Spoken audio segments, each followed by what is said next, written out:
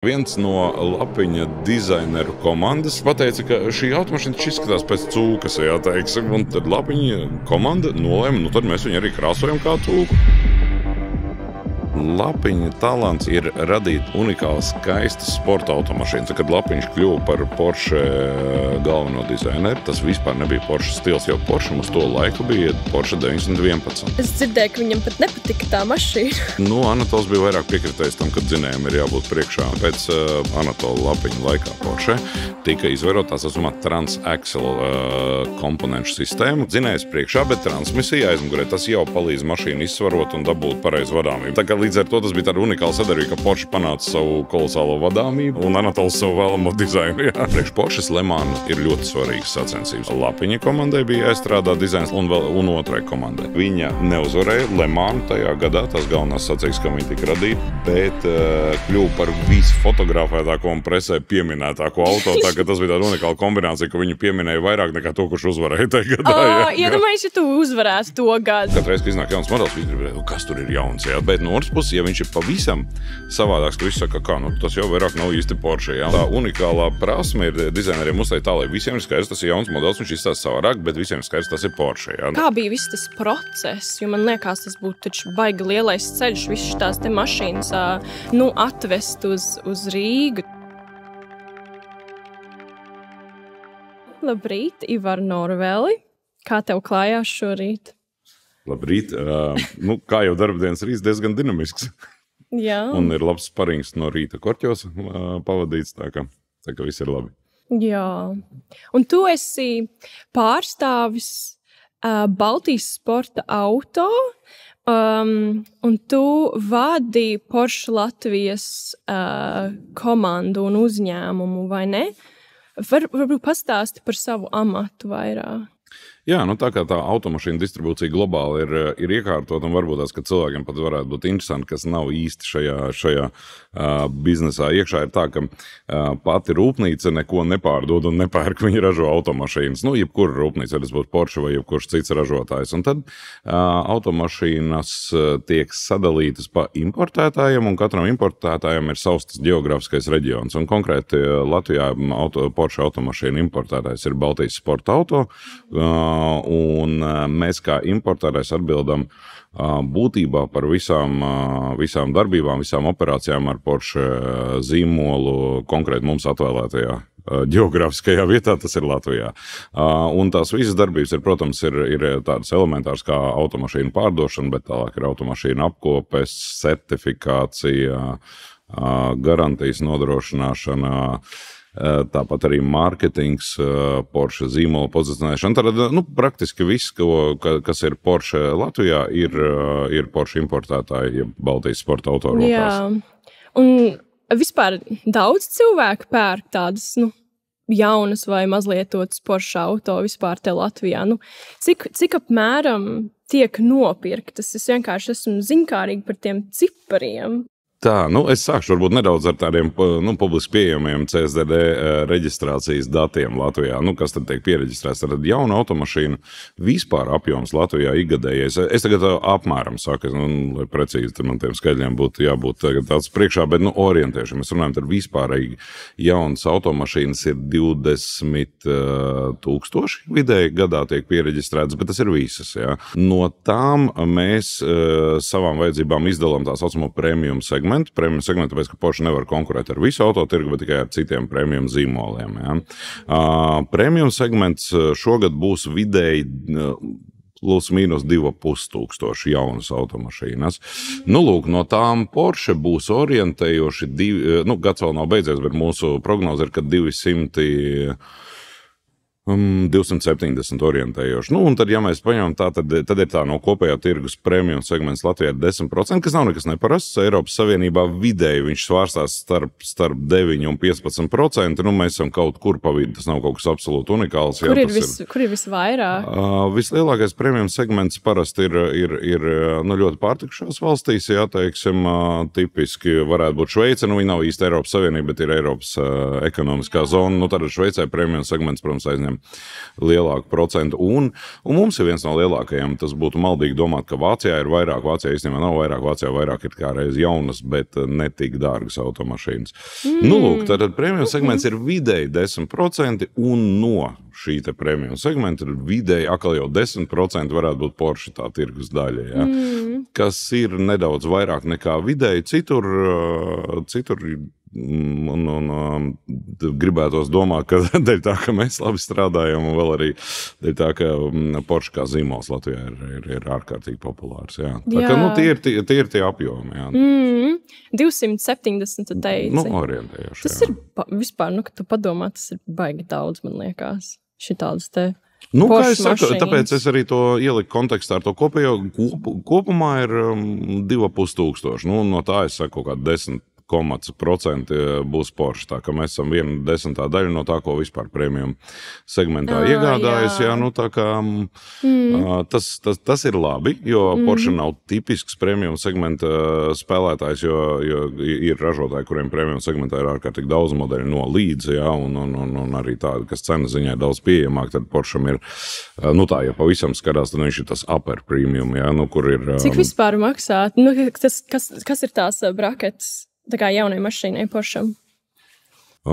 Tas ir, protams, ka atkarīgs no modeļu komplektācijas un daudzām lietām. Un es varu tā orientēšu pateikt, ka mūsu populārākais modelis un vispārdodākais ir Porsche Cayenne. Protams, Latvijā GPN un droši vien dēļ ziemas un ceļu apstākļiem. GP ir populārākie, un Cayennei tas brackets ir viņa sākās ar 100 000 eiro. Tas būtu ar nodokļiem samaksātiem uz ceļa, ja tad braucam automašīna. Un tas augšējais limits jau ar to arī tas Porsche ir slavens ar to, ka tas augšējais limits jau patiesībā nav. Viņa Cayennes mēs esam pārdoši arī pa 200 000. Tas ir atkarīgs, cik jūs tālāk gribat iekšā visādus labumus. Tā kā angliski saka, the sky is the limit. Vispār mums šajā te lapiņa izstādē Porsche svin 75. jubileju, un viņi izstāda gan lapiņa mašīnas, gan Porsche izstrādājums. Un šeit ir 3 lapiņa veidojumi. Es esmu tā izlasījusi, ka ir atbraukusi izstāde no Stuttgartas, no Porsche, tās headquarters no turienes. Un tu biji galvenais, kas uzstādīja visu to izstādi, un kā tev vispār gāja, kā vispār, kuram bija tā ideja šitādu te izstādi uztaisīt, un vispār kā bija viss tas process, jo man liekas, tas būtu taču baigi lielais ceļš, viss tās te mašīnas, atvest uz Rīgu, tas taču ir, kaut kādas vates uzlikt uz tām mašīnām, lai viņas tā kā nebraukā apkārt ceļā, vai tas ir uz kuģa, vai tas ir uz lidmašīnas, kas vispār... Kā tas notika? Jā, tīri tā var pieminēt, ka mums uz šīs izstādes atklāšana bija klāt arī pārstāvs no Porsche muzeja, un viņš teica, ka tik, cik viņš strādā Porsche muzejā Stuttgartā, viņš vispār neatcerās, ka konkrēti šī automašīna būtu jebkad bijusi izlaista ārpus muzeja. Bet mums ir labs stāsts, mums ir labs pamatojums, kāpēc viņi ir šeit, tā ir saistība ar Anatolu Lapiņu. Un tas uzreiz dod drusku citus argumentus arī sarunā ar muzeju. Ja mēs vienkārši pieteiktos Porsche muzejam teikt, iedodiet mums vienu no saviem spilgtākajiem eksemplāriem, droši vien, kad mēs saņemtu pieklājīgu, bet noraidošu atbildi. Ja. Mums ir tā kā kaut kāda saistība, šis ir tā kā mūsu latviešu auto. Lūk, un, protams, kad runājot par izstādes organizāciju, tas viennozīmīgi komandas darbs, tur nebūtu neviens viens to visu darīja, bet es varu pateikt, kā jau parasti notiek tādos lielos projektos, tā saskaņošana aizņēma laikam kaut kādus 9 mēnešus, un izstāde ir 1 mēnesi, ja, tā kā visgarākais ceļš bija, protams, saskaņot, aizklauvēties līdz pareizajām durvīm, jo kaut arī mēs visi strādājam vienā Porsche organizācijā, bet Porsche ir milzīgs, un muzejs tā ir viena lieta, kādam, kam ir tas viss jāapstiprina Stuttgartē, tas ir pavisam cits departaments, un kamēr cauri visiem departamentiem izklējo visi e-pasti un visi apstiprinājumi, tad tās aizņem ļoti ilgu laiku. Vēl viens liels darbs bija priekšā, tad, kad, mums ir automašīnas, bet tā otra sarežģītākā lieta ir tad tev ir tās automašīnas, un tev ir šī telpa, ja, kas ir pelēka un neiekārtota ne ar ko. Ja, un tad sarakstīt visu šo materiālu, ko jūs redzat šeit uz sienām, uz digitālajiem ekrāniem, kur jūs varat šķirstīt, pētīt Porsche vēsturi par tieši šīm automašīnām, par Anatolu Lapiņu un tā tālāk. Tad ar visu šīs izstādes iekārtnes tas arī bija liels darbs, kamēr saskaņot katru šo te vārdu, jo viņam jau arī ir jābūt ne tikai smuki iekārtojumi, bet tam ir jābūt arī vēsturiski pareizam visam, kas tur ir rakstīts, jo mēs nevaram arī uztaisīt izstādi un es nezinu, izgāzties ar kaut kādiem nepareiziem faktiem un tā tālāk. Jā. Tas jau uzreiz tik daudz interesantāk, jo tu vari saprast, ko viņš īsti gribēja izveidot tajām mašīnām un visu to. Tas ir, milzīgs darbs. Jā. Es lasīju, ka tu esi ļoti labs komandas cilvēks. Tā bija viens raksts par tevi. Un Lapiņš arī laikam bija ļoti labs komandas cilvēks, jo viņš bija galvenais dizainers Porsche 20 gadus. Tā kā tev liekas, ka jums ir kaut kādas saiknes, kaut kādas raksturīpašības, kas jūs abus vieno kaut kādā veidā. Es gribu cerēt, ka tā ir, bet es precīzi jūs varbūt izskatāties tā kā līdzīgi. Cita lieta ir tāda, ka pats komandas vadības darbs ir tāds ļoti līdzīgs. Tas ir līdzīgi kā autodizainā. Mūsdienās vairs nav tā, ka ir viens dizainers, kas tagad uzzīmē visu mašīnu, ja, un izstrādā visu interjeru. Tas tehniski vairs nav iespējams, tāpēc, ka mašīnā ir vienkārši pārāk daudz detaļu, un tas aizņem, nezinu, cik gadus tādā gadījumā. Tāpēc autodizaina radīšana, jebkurā gadījumā ir komandas darbs, kur faktiski tas galvenais dizainers, tas head designer, viņš iedod to virzienu, ka mēs redzam mūsu automašīnas un tās līnija būs tāda, ja. Un tad ir dizaineru komanda, viens dizainē lampas, cits interjeru detaļas, es nezinu, sēdekļus, un tur ir, kā jūs teicu, mašīnai ļoti daudz detaļu, ja. Un tā galvenā dizainera, tas uzdevums praktiski ir savākt to visu vienā veselumā, lai tā mašīna izskatās tā kā viņai ir jāizskatās, ja. Vai tā kā viņš ir iecerējis un saskaņā arī ar zīmolu, tādām vadlīnijām un redzējumu. Ja. Bez bailēm vienkārši vadīt. Pat ne bez bailēm, bet tā, lai tas ir tiešām liels talants, lai tie produkti izskatās pēc Porsche, ja, vai pēc savu ražotāju. Jo mēs esam redzējuši, lai ir šī pēctecība, tas, ko visi acīm redzam, grib no dizaina. Jo ziniet, katru reizi, kad iznāk jauns modelis, visi grib, kas tur ir jauns, ja, teiksim. Bet no otras puses, ja viņš ir pavisam savādāks, kā jebkas, ko tas ražotājs ir darījis, iepriekš tu viss saka, tas jau vairāk nav īsti Porsche, ja, un tad tas unikālais dizains ir, šī ir sacīkša mašīna, tas ir atsevišķs. Bet ja mēs runājam par tādām ielas mašīnām, tā unikālā prasme ir dizaineriem uzstāt tā, lai visiem ir skaidrs, tas ir jauns modelis, viņš izstāsta savādāk, bet visiem ir skaidrs, tas ir Porsche. Ja? Tad mums nav jautājumi par to, ka, viņš pēkšņi izskatās pēc, ne Porsches. Ja? Un to var panākt tikai komandā. Ja? Kā es saprotu, ka šī te izstāde arī ir ļoti iecienīta latviešiem. Pastāstīja, kādas ir bijušas atsauksmes, kad atvēr šo te izstādi? Tik, cik mēs jau neesam aptaujājuši tā katru cilvēku, bet tik, cik mēs esam dzirdējuši, redzējuši, mēs jau cenšamies vienmēr pajautāt vai paskatīties sociālais tīklos vai kāds, kas posto, tad atsauksmes ir ļoti pozitīvs, bet te ir vairākas lietas. Ja? Viena lieta šī te, uz vienu mēnesi izveidotā unikālā Porsche izstāde, bet es teiktu tā, ka mums ir ļoti paveicies ar vidi kā tādu, kur mēs atrodamies. Tas ir šis te Rīgas motoru muzejs, kurš jau kopš viņu uzbūvēšanas laikam viņš bija diezgan unikāls objekts, ja? Tad īpaši tagad, kad bija veikta tā renovācija, pats motoru muzejs ir vesels piedzīvojums, un man ir liels prieks, ka pateicoties šim te Porsche, ir daudzi cilvēki no jauna tā kā ieraudzījuši un apmeklējuši to motoru muzeju un uzzinājuši, ka tāds ir. Mums bija arī, mēs jau arī izsūtījām informāciju mūsu klientu datubāzē, un bija daudz, kas par nezināja, ka viņš te ir, ja, teiksim, tas motoru muzejs tad atnāca, wow, tā taču ir, tur baigā vieta un tā. Jo viņš patiešām ir. Es tāpat arī runāju šīs izstādes atklāšanas laikā ar Porsche muzeja pārstāvi, kurš ir bijis lielākajā daļā pasaules auto muzeja, jo tas ir viņa darbs. Ja. Un viņš arī teica, ka šis ir ļoti, ļoti augsta līmeņa muzejs. Ja. Tā ir ļoti laba tematiskā izstāde, bet arī ļoti labā kopējā vidē, kas ir šis te motoru muzejs. Jā, tas interaktīvais, digitāli var uzzināt par lietām, tās te viss, kā tas ir izveidots, ir ļoti skaisti. skaisti, ka tās mašīnas vienkārši tādas kā zvaigznītes vakara stāsts, naktī. Tu vari iziet cauri kosmosam. Es tā viņu redzu. Runājot par šo tematisko izstādi, tad tas iemesls īstais ir kāpēc? Tāpēc, ka ir Porscham 75 gadu jubileja šogad, kuru katrā valstī, protams, ka svin. Un svin katrā valstī pa savam. Pārsvarā tie bija dažādi Porsche klubu un entuziastu kopā sabraukšanas pasākumi vasaras periodā. Savukārt mēs, pat cik mums ir šis stāsts par Anatolu Lapiņu, tad mēs nolēmām, ka mēs to svinēsim nedaudz savādāk, kad parādot Latvijai automašīnas, kuras ir dizainējis un pielicis roku, pie kurām ir latvietis. Ja? Un tas ir tas veids, kā mēs to svinam. Un tāpēc šeit pārsvarā, jo 3 mašīnas ir no Porsche muzeja Štutgartē, mums aizdotas uz šo mēnesi, un pārējās automašīnas ir no vietējo kolekcionāru īpašumā, un kuri arī, protams, ka laimi piekrīt mums viņas aizdot šai izstādei, un tā radās šī izstāde par godu Porsche 75 gadiem. Wow!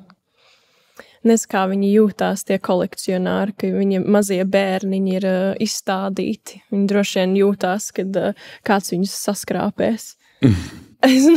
Es gan domāju, tur ir tā, ka kolekcionāri ļoti labi zina, kas ir muzejs un muzeja atmosfēra. Tas jau nav gluži kā aizdot nolikšanai kaut kur nezināmā vietā. Tomēr muzejs viņš jau paredz arī zināmu uzvedības standartu, un kolekcionāri paši braukā pa citiem muzejiem. Viņiem ir parasti diezgan labi zināms, kā tas notiek. Tāpēc un, protams, ka es ļoti ceru, ka mums visu izdosies atgriezt automašīnas tādas pašas, kā ir saņemtas. Bet, protams. Bet, ja jau Porsche muzeja Štutgartē mums uzticējušos unikālās mašīnas, tad jau viss būs labi.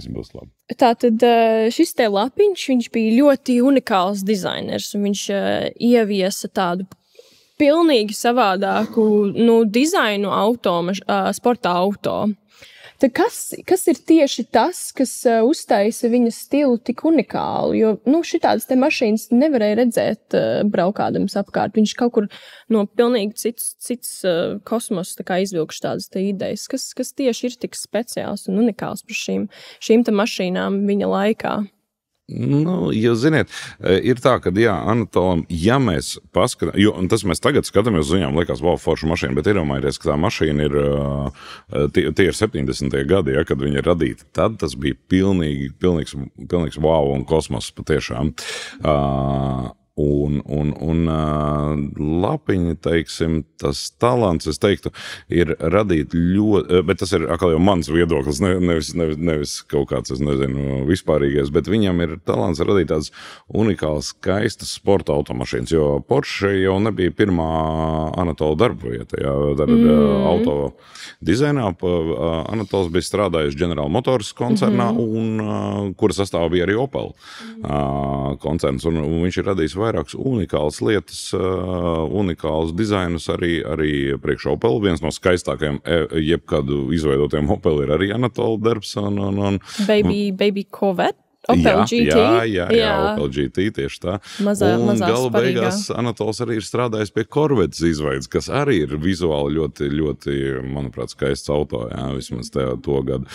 Un tālāk, ja mēs skatāmies par to dizaina līniju, tad, ja jūs tā iedomājaties galvā Corvette, tagad mums, diemžēl, nav blakus, ko nolikt, vai arī Opel GT, un tad salīdziniet ar to dizaina līniju šeit, un tā dizaina valoda ir diezgan skaidri redzama, kad ir šīs te garā priekšējā pārsēdes, dzinējs novietots priekšā, un tāda ļoti plūdena, un ļoti maz tas, angliski tas saucas rear overhang, teiksim, tāda aizmugurējā pārkara, un šoferis ir nobīdīts stipri uz aizmuguri, un, ja jūs skatāties uz šo, es runāju par šīm automašīnām, kas ir no līdz Lapiņa radītās, bet tā doma ir tā, ka tas ir kaut kur ļoti līdzīgs tam pašam Opel GT un arī Corvette siluetam, ka tas ir tas viņa, es teiktu, tāds rokraksts, tāds redzējums, kādai ir jābūt sporta automašīnai.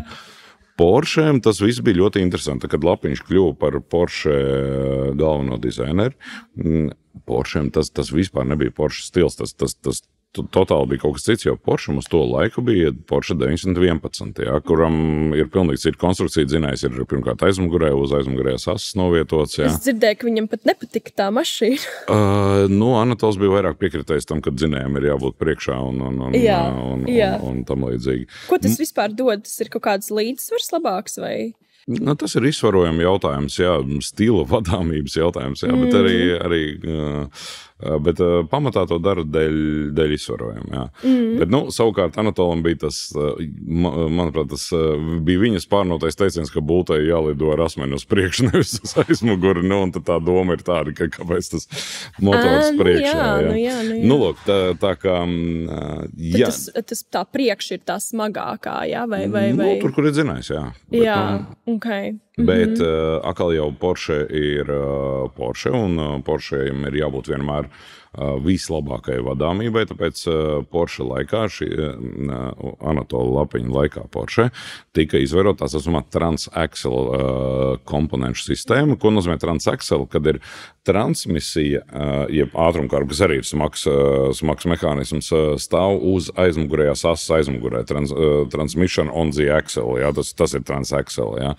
Un tad dzinējs priekšā, bet transmisija aizmugurē. Tas jau palīdz mašīnu izsvarot un dabūt pareizu vadāmību. Nevis, kad viss svars ir priekšā, ja dzinējs pārnes un kārba priekšā, tad tas viss ir pa smagu sagāzums priekšējo asi. Jā. Tā kā jā, tas bija, tā kā līdz ar to tas bija tāda unikāla sadarbība, ka Porsche panāca savu kolosālo vadāmību mašīnai un Anatols savu vēlamo dizainu. Jā, tā ir kaut kādās baigi lielā ēra vispār Porschei. Un ar to ieviesās vēl viena modeļu līnija, ja, kad paralēli tam, ka bija 911, bija šie te transaxle auto, ja, kas ir 924, 928, kuri stāv tieši aiz jums, ja, un kas vēlāk pārtapa par 944 modeli, un tādāk tie visi ir šie te transaxle modeļi, kurus ir dizainējis Anatola Lapiņa komanda. Jautājums, tas droši vien izklausās ļoti naivi, bet kā viņi var izdomāt šitādus te ciparus? Vai, kāpēc 928? Viņam bija kaut kādas tā kā sapņi, ka viņš... Nē, skaitļi tā ir Porsche indeksācija. Viņiem ir sava sistēma, kā viņi tiek indeksēti. Jā, tie ir Porsche indeksi. Tas kā arī nav modeļu nosaukums, nav labi Anatola izgudrojums. Bet viens no... vairāk tādiem vairāk saprotamākiem vārdiem nosaukām ir šī te rozā cūka. Un tā ir ļoti populāra mašīna, vai ne? Tā kā viena no visizplatītākajām, tā kā vispopulārākajām, vai tā ir? Viņa skaitījās kā, tā ir sacīkšu mašīna, protams, tas nav domāts ielas lietošanai, un tāpēc viņu var vispār vērtēt tikai un vienīgi pēc sacīkstēm, bet tā ideja ir tāda, ka viņa neuzvarēja Le Mans tajā gadā, tās galvenās sacīkstes, ka viņa tika radīta, bet kļuva par visfotografētāko un presē pieminētāko auto, tā ka tas bija tāda unikāla kombinācija, ka viņu pieminēja vairāk nekā to, kurš uzvarēja tajā gadā. Iedomājies, ja tu uzvarētu to gadu. Tad tas būtu... Tas būtu baigi nelabi. Bet šitā mašīna radās bija no kaut kādas citas te mašīnas, kas ir skatāma šeit te, un tad viņu pārkrāsoja. Un šitā te bija dizainēta... Tur es pastāstīšu drusku tuvāk. Tur ir tā, ka priekš Porsches Le Mans ir ļoti svarīgas sacensības. Viņi viņās piedalās kopš Porsche, var teikt, dibināšanas. Tas ir ikgadēji? Jā, Le Mans 24 stundu izturības brauciens, viņš notiek katru gadu, un es bairos samalot, man liekas, viņam jau ir 100 gadi. Le Mans sacensības ir vecāks nekā pats Porsche, tā koncerns, jā. Le Mans arī izstrādāja mašīnas, vai viņš vienkārši bija fans? Nē, Le Mans tā ir vieta, kur notiek sacensības, tas ir... Un priekš Le Mans Porsche gatavojās ļoti nopietni, pat cik tātad katru gadu tiek radīts tas speciālais auto, kurš brauks tajā Le Mansā un tad centīsies uzvarēt. Ja? Un tika piesaistīts Porsche, lai būtu iekšējā konkurence, 2 dizaineru komandas. Bija Lapiņa komandai, bija jāizstrādā dizains Le Mans nākušā gada mašīnai un otrai komandai. Un tad labākā tad tiks uz startu, un tas ir milzīgs prestižs koncernam iekšēji, kā jūs teicat, ja tavs auto brauc Le Mansā, tad tas ir jau jau grūti iedomāties kaut ko vēl iespaidīgāku. Nu, lūk, un Anatola komanda neuzvarēja. Viņu dizains bija šīs, ko var redzēt šeit. Viņš tāds ir ļoti futuristisks, bet uzvarēja otra komanda, kurai iedeva priekšrocību tad būvēt šo te Le Mans auto. Ja? Un tas ir šīs. Bet Anatola komandai pateica, ok, jūs neuzvarējāt, jūsu dizains bija joprojām ļoti labs, bet mēs tomēr nolēmām iet šo ceļu uz šo Le Mans, bet jums būs tiesības tad jūsu dizaineriem izkrāsot viņu. Tad to sacīkšu krāsojumu, ja to racing livery uzlikt. Nu, lūk, un tad... Viņš izvēlējās rozā. Nē, tur bija drusku arī sārāk. Šis ir diezgan vispār unikāls pat priekš sacensību automašīnas. Viņš ir ļoti unikāls, jo viņš ir... Tajā laikā, pirmkārt, jāatcerās tas, ka tie bija gadi, kad nebija tik daudz pieejam to datoru simulāciju. Tagad ļoti daudz, kas notiek uz datoru, viņi simulē visu aerodinamikas un ļoti daudz, ko modelē uz datoru. Tajā laikā bija daudz mazāks iespējas to darīt uz datoru, tāpēc tas tika darīts dzīvē. Un lielā mērā katru reizi bija kaut kādi eksperimenti. Ja. Šīs auto viens no eksperimentiem ir tas, ka viņi ir ļoti plata. Viņi patiesībā ir platākais Porsche, kas jebkad tika ražots. Ja. Platāka, lai nodrošinātu maksimālu stabilitāti pagriezienos. Kad viņi brauc pa to riņķi, jā, viņiem ir jābrauc ļoti ātri un ļoti izturīgi, vai ne? Tas ir kā viņi tas ir Le Mans princips, ka nepietiek, ka tu tur stundu esi ļoti ātrs. Le Mans ir 24 stundas, tā ka tas paralēli ir arī izturības brauciens. Un tas ir izturības, piloti jau mainās, tas ir izturības jautājums ir par automašīnu. Ja? Tad tai konstrukcijai ir jābūt gan ātrai, gan spējīgai 24 stundas noturēties tādā ātrumā. Nu, lūk, un šeit auto bija ļoti plats. Kā rezultātā viens no lapiņa dizaineru komandas, nevis pats Anatols, bet viens no tās dizaineru komandas pateica, varbūt tāpēc, ka viņu radīja konkurējošā dizaineru grupa. Tāpēc... Viņš pateica, ka šī automašīna izskatās pēc cūkas, jā, teiksim, un tad... ja viņa ir tik plata? Dēļ tā platuma formas, un tad atkal jau citam dizainers no Anatola komandas dzīvoja netālu no Lopkautuvas, jā, teiksim, un viņš brauc katru dienu uz darbu garām un redzēja šos te cūkas tos kautķermeņu izgriezumus, jā, kā viņus, tajās laikos viņas cūkas tur lido pa gaisu. Jā.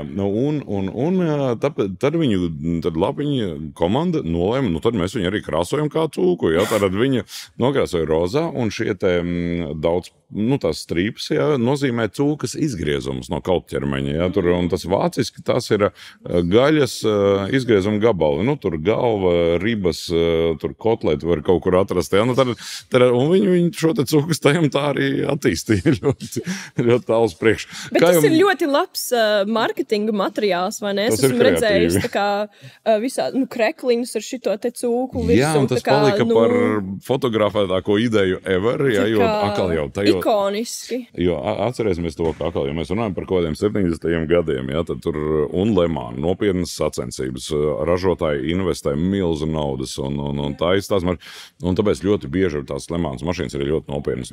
Tajos laikos bija atļauts vēl alkohola un tabakas reklāmas, tu tur bieži varēja redzēt tur Martini vai ar Marlboro vai tur ar Shell vai tāda ļoti nopietna tā arī no tāda livery viedokļa, no izkrāsojuma viedokļa, tās mašīnas bija tādas, Sīrijas, jā, teiksim.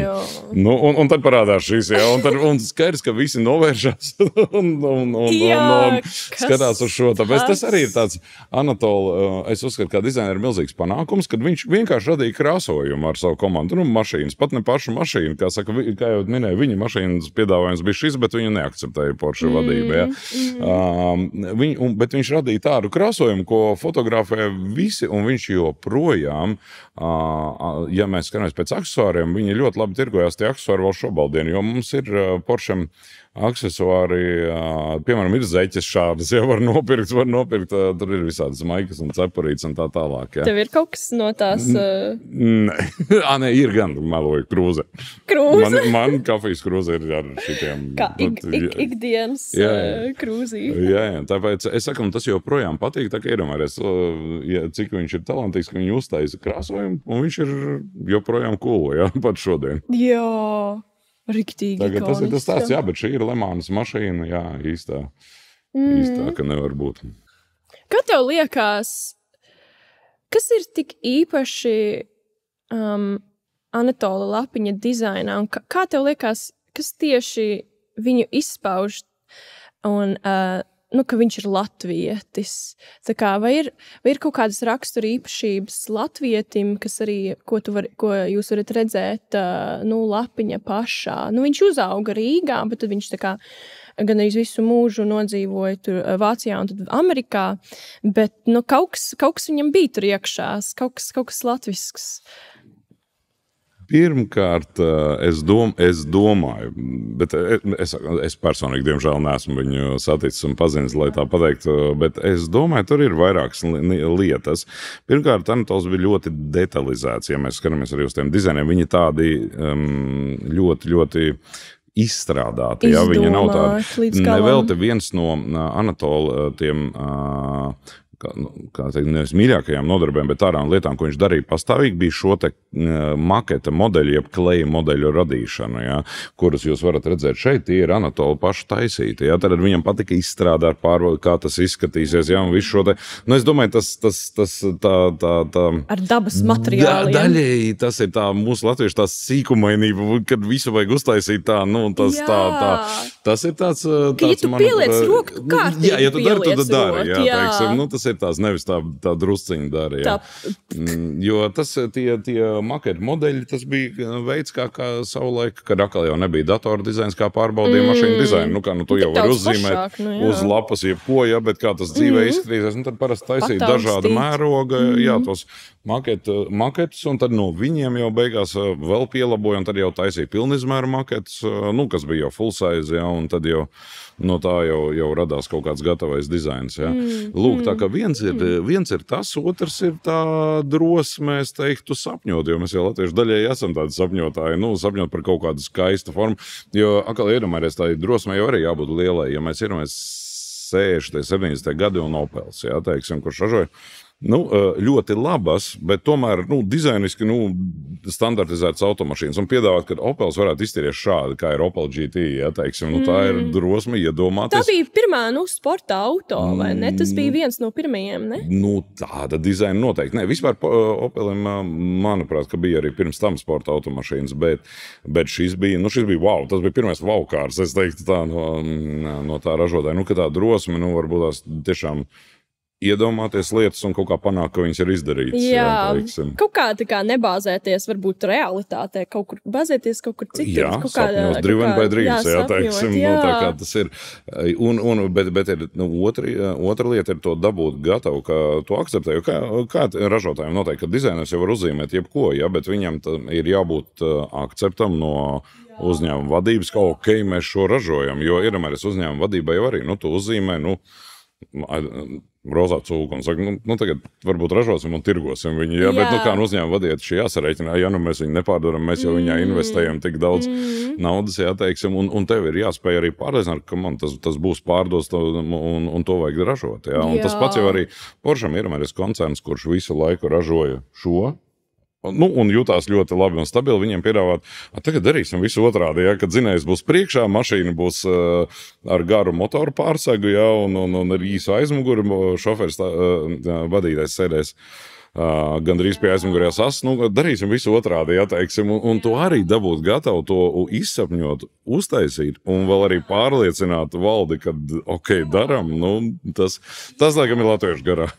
Jā, tas ir tik iedvesmojoši, jo vēl viens arhitekts, ar kuru mēs runājam, Niklaus Paegli, viņš saka, ko baidīties, ja tu nekad neesi to izdarījis tā kā iepriekš. Viņš ar to Baby Corvette Opelā jau arī mašīnas tā kā nekad nebija dizainējis, un viņš vienkārši iegrimi iekšā tajā projektā un varēja izstrādāt, un tā pārliecība jau, viņš ir to izdarījis, un viņš atkal izdarīs, un tad visi viņam uzticējās. Jā, tas jau, protams, tālāk jau Porsche, tas bija arī uzticības jautājums, jo tā leģenda stāsta, kad Porsche bija jau ievērojuši šīs viņa mašīnas, un tā kā bija pienācis laiks Porschem un vajadzību pēc head designera, tad viņi pie Anatola vērsās jau bāzējoties uz tāda ticība sevi arī viņam bija. Jā, ir jābūt pārliecībai noteikti, jo tu savādāk jau nav iespējams, ka tu pārliecini visus pārējos, kad darīsim. Jā, runājot par pārliecību, ko tu ieteiktu latviešu jauniešiem, kuri arī ir ieinteresēti auto dizainā vai šajā te industrijā, ko tu ieteiktu viņiem, kā viņiem vispār sākt, kur viņiem studēt, vai vispār ir iespējams šādu te prestižu titulu kā galvenais dizainers Porscham tā kā sasniegt arī vēl vienam nākotnes latvietim. Iedomājies, tas būtu tik forši. Nē, tas jau ir ļoti labi, jo ceļš jau ir iebruģēts un pēctecība latviešu tas arī būtu neslikti pašā. Es esmu viņa radinieks. Es arī vāku. Pirmām kārtām, kas ir ļoti labi autodizainā, kad nevajag iet ar to, ka es esmu tur latvietis no mazas valsts, un ka gan jau ka vācu tur vai itāļu, nezinu kādi tur man ir pārspēs. Autodizaineriem kā likums nav nacionalitātes. Es esmu daudz lasījis un pētījis par to, kas ir tie head designeri ļoti slavenām markām. Tagad nesaukšu, bet jūs būsiet pārsteigti. Tur ir tādas valstis, kur jums dzīvē neienāk prātā, kad šo te autobūvis, tur Dreamcar ir dizainējis kāds, kurš nav vācietis, piemēram, vai itālis. Varbūt, jo viņiem nav tā saskarsme ar šitādiem auto. Viņi dzīvo savādāk. Kā lai saka, viņi ir jābūt, tādai drosmei un talantam, un viņi dzīvo tādā savā pasaulē, kur nevienu īsti neinteresē. Tur nāci no Latvijas, tāpēc tev ir priekšroka, vai tieši otrādi, vai tev nav priekšroka, jo vācietim ir priekšroka. Ja? Tā autodizains ir tā vieta, kur var sasniegt ļoti daudz ko, jo patiešām tas tur netiek tā. Es nezinu, es pateikšu tipisku piemēru, ja tu esi pulksteņmeistars, tad droši vien no Šveices ir jābūt, tas ir tāda kā aksioma, teiksim. Tad autodizainā tas tā nav, ka, ja tu esi autodizainers, tev ir obligāti jābūt, es nezinu, tās pašas valsts pilsonim, no kurienes tas ražotājs nāk. Ja? Tur nav īsti nacionalitātes, tur ir drīzāk jautājums par talantu, drosmi, spēju sevi pierādīt. Tāpat to arī pierādīs, es lasīju par šiem jauno autodizaineru konkursiem, kur arī bieži vien labākie dizaini nāk no visdažādākajām valstīm un visnagaidītākajā formā. Tā kā pirmkārt nevajag, ko es ieteiktu, tas ir nedomāt šīs te domas, kad paņems kādu vācieti, teiksim, ka nevajag šo te piesaistīties pie valsts vai kaut kā tam līdzīga un attīstīt sevi. Jābūt trakam mazliet. Jā, ir jābūt trakam ar iniciatīvu un jāiet un jāpierāda. Viņam bija nelāgas situācijas ar kādu Ernstu, kas arī strādāja Porsche, viņš bija valdes loceklis, un viņš teica, šit te trakais, bet, ka es ar viņu tā kā nesaskaro, ka mums nesaskan, tā ir, viņa paša problēma, nevis lapiņa problēma, ka tā kā, tu jau nevari sagaidīt, ka šitāds te cilvēks lapiņš, kas ir uztaisījis šitāds te foršas auto, ka viņš būs ļoti rāms un tāds normāls, tā kā, tev ir jābūt rakam un ar to tev arī ir jāizceļās, ko man liekas ir, par to ir vairāk jārunā mums jauniešiem. Noteikti. Tas gan ir, es teiktu, tas iekšēji, pat ne konflikti, bet tāda pastiprināts iekšējais spiediens un konkurence, tas ir normāla situācija, kurā ražotājā, ka kāds kādam nepatīk. Tipiskais ir dizaineri un inženieri, tāpēc, ka dizaineris var uzzīmēt visunikālākās līnijas, bet inženieriem tur ir jāieliek iekšā riteņi, balstie kārta un tā, lai tas viss strādā. Ja? Un tad ir vēl ekonomisti, kuri saka, mēs to varam uztaisīt, bet pašizmaksas tam visam ir tāda, ka mēs to nekad dzīvē nepārdosim ar peļņu. Ja? Un tā kā tur ir ļoti daudz lietām jāsaiet kopā tādā vienā modelī. Un tas ir jebkuram ražotājam. Ja? Ir ļoti, tas prasa daudz kompromisu un piekāpšanos arī no dizaineriem, kad atnāk inženieri un saka, es nevaru tev viņu salikt tā, lai viņi strādā šajā pakeģā. Uztaisi man vairāk vietas priekšā vai uzzīmē man vairāk vietas aizmugurē. Tas ir ļoti bieži. Ja? Bet tas ir ļoti labi, ka viņam arī ir pieredze būt arī tajā tehniskajā nozarē, ka viņš strādāja tajā GM pirms tam. Un tad viņš tā kā saprata, ko tieši vajag tajā mašīnai, un tad pēc tam viņš varēja tā kā būt vairāk radošs tajā te.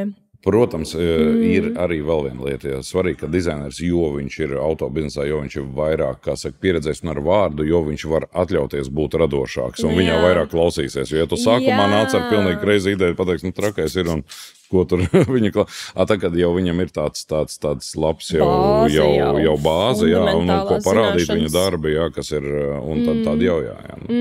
Kaut kas līdzīgs kā ar mākslu, laikam, jā, teiksim, mākslinieki, kas ir ieguvuši vārdu, viņš pēc tam, laikam, arī var uztaisīt, varbūt melnu kvadrātu, un viņš pārdosies ļoti labi.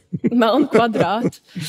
To laikam. Par 100,000. Ja, ne, vairāk, man liekas, Ai, paldies tev, liels, šī bija izcila saruna. Es tik daudz iemācījos, un man liekas, viss citi pārējie arī ļoti būs sajūsmā par šo sarunu. Paldies tev, liels, Ivar, par jūsu laiku. Un lai tev viss izdodās. Un es ceru, ka vēl kaut kādas foršas izstādes te būs caur Porsche Latviju. Arī jā, Rīgas tāds būs, jo bija uz izstādes atklāšanu bija arī Porsche reģionālā vadība, un viņiem tā tas viss iepatikās, ka viņi jau teica, ka nākamgad obligāti jāplāno kaut kas vēl foršs šeit. Kaut kas nav vēl precīzi ideja, bet visiem tā patika, viss šīs te, atkal jau atgriežas pie vides, ka motoru muzejs, ka tas viss notiek nevis kaut kādā, es nezinu, tur angārā pamestā, jā, bet ka tas viss ir tādā vidē, ka viņi teica, ka nākamgad jādomā kaut kas vēl. Bet paldies, ka uzaicinājāt uz sarunu un jā, ceru, ka kaut ko interesantu pastāstīt. Noteikti. Paldies tev.